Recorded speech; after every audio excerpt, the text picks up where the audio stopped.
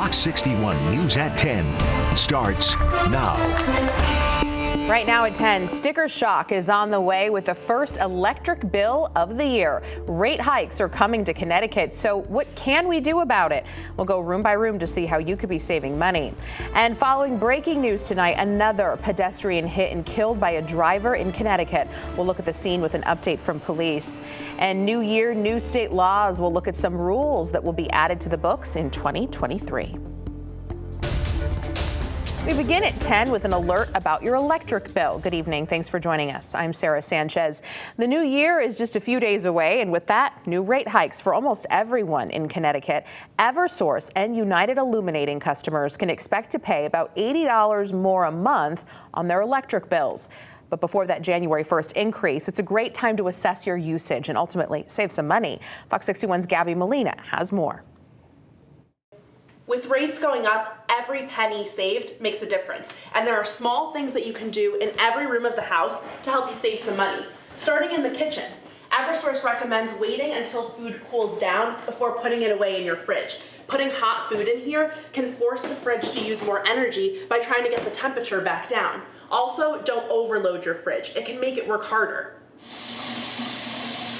Instead of washing your dishes by hand, use the dishwasher. And check to see if your dishwasher has an eco feature. Experts say most newer models have one, and you can select a more energy efficient cycle. So it's going to increase efficiency because it's only going to be cold water. So that one you do have to physically press, but for most of them they do have that automatic sensing. Energy supply prices change twice a year, so this rate hike will last at least from January 1st to June 30th. It's cold for several of those months, so look for places where you can eliminate a draft, like doors and any windows. Even if it's a little crack, it will cool down the house big time. So filling up those cracks can really help. A lot of times with the old doors and so forth that you're having problems on the bottom. These you can cut and stick to the bottom. These just stick onto the sides. That's all they do. And when your door shuts, it'll be a nice seal tight. When it comes to doing laundry, try not to use too much detergent. It can cause your washer to use more energy by going through extra rinse cycles. Dry 2 loads of laundry in a row or more. The extra heat helps save energy. Rising prices are leading people to look for more cost-efficient options. Most of the time we do get, oh, is this energy efficient? Isn't saving water? How is it going to save money? All of those questions. With just a few days until the rate hikes take effect, there's still time to make the small changes that can make a big difference. They're all inexpensive. You can do it. It's easy. It will save you at least $100 this winter, if not even more, if you just do a few things. Reporting for Fox 61 News, Gabby Molina. Lot to think about there. We're following some breaking news tonight. Another deadly crash involving a pedestrian in Connecticut, this time in East Haven. State police say it happened on North High Street between Granite Street and Gloria Place. East Haven police say a 74-year-old man was hit and killed. The I-95 South off-ramp for exit 52 is closed as investigators are still on scene there. We'll bring you updates about the crash as soon as we learn more information. Let's check in with meteorologist Ryan Breton for a first look at the forecast after what seems like an unseasonably mild day across the state. Ryan, what can we expect tomorrow? It's only going to continue, Sarah, and you can tell how mild it is just by the temperature map at 10 o'clock at night.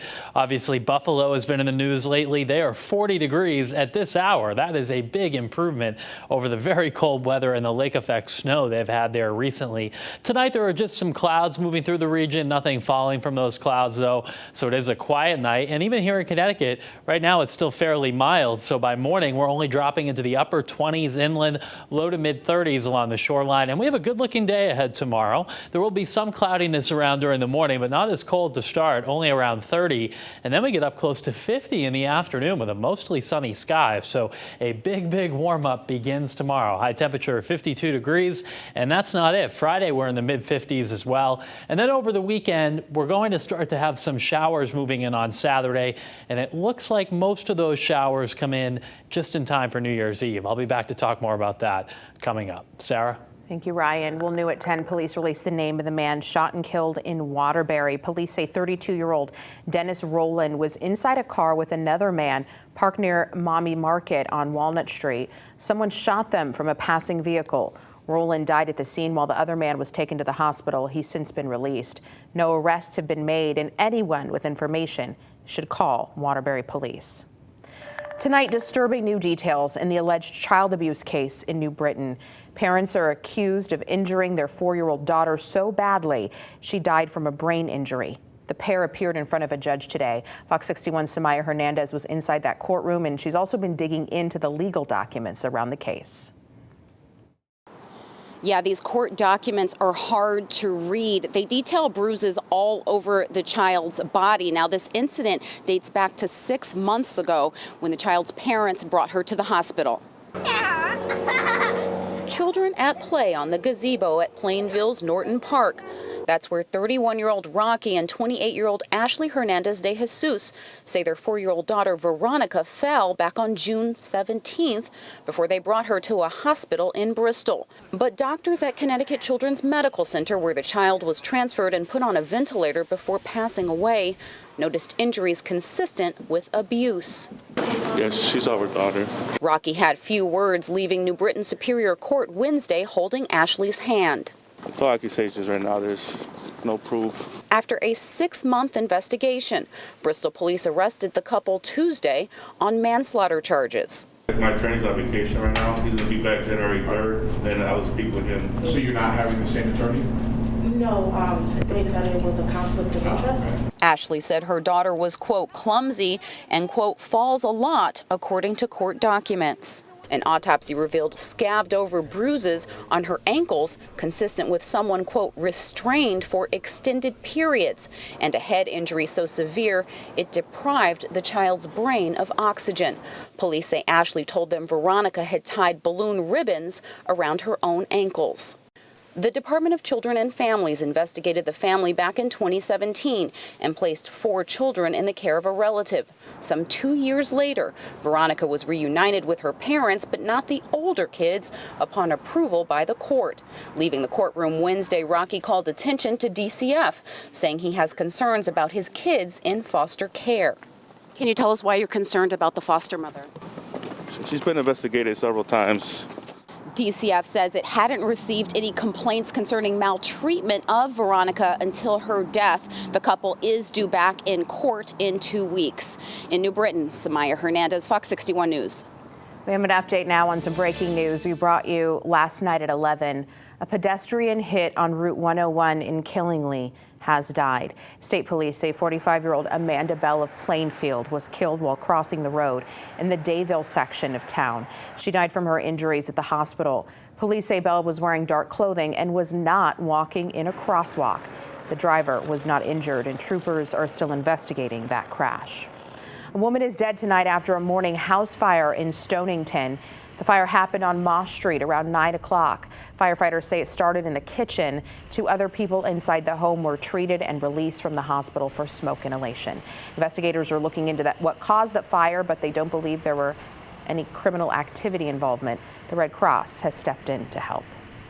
Connecticut's Office of Inspector General is looking into the death of a man. He died while in police custody. 55-year-old Kevin Doherty from Boston died Monday. He was being held on $250,000 bond since Friday on family violence charges.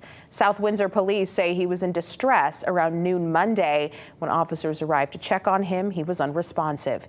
He died just an hour later at Manchester Hospital. Cause of death hasn't been released.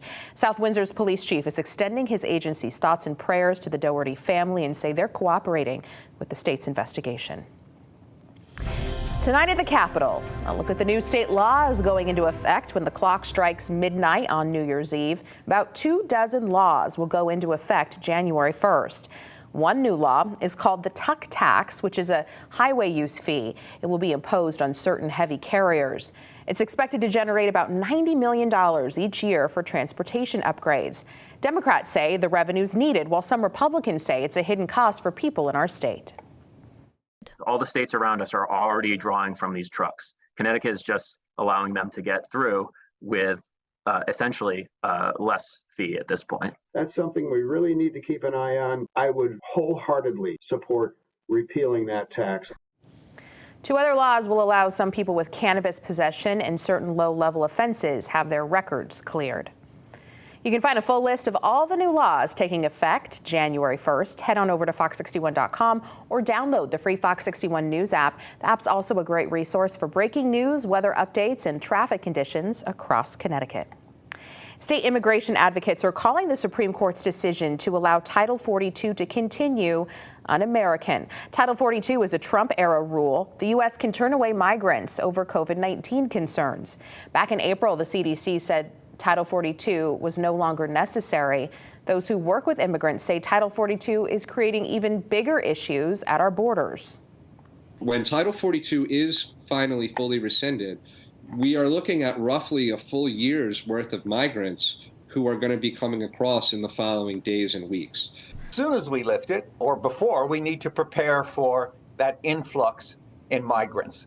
We need to have many more crossing points. We need to have immigration authorities that are there to interview people. The Supreme Court's expected to hear arguments about Title 42 in February and could issue a final ruling in the spring. Tonight in your Health Watch, after the holidays, COVID infection numbers are expected to surge, and the city of Meriden is making moves to stop the spread. The city is giving out free COVID-19 test kits. Test kits are available in the lobby of 165 Miller Street, the Senior Center, the Public Library, and the Mayor's office at City Hall. Check business hours for when you can grab one. If you can't pick up tests because of a disability, call the city's health department for additional support.